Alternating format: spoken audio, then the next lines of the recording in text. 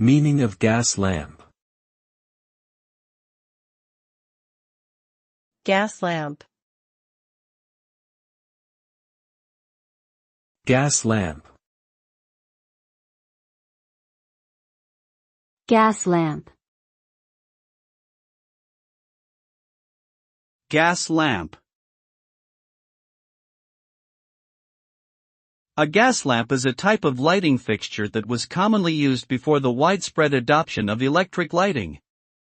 It consists of a metal frame that supports a glass enclosure containing the gas flame, which is typically fueled by natural gas or propane. Gas lamps were popular in the 19th and early 20th centuries and were often used for outdoor lighting on streets and sidewalks. Today, gas lamps are still used in some historic neighborhoods and as decorative fixtures in homes and businesses. Overall, a gas lamp is a traditional form of lighting that has been largely replaced by electric alternatives.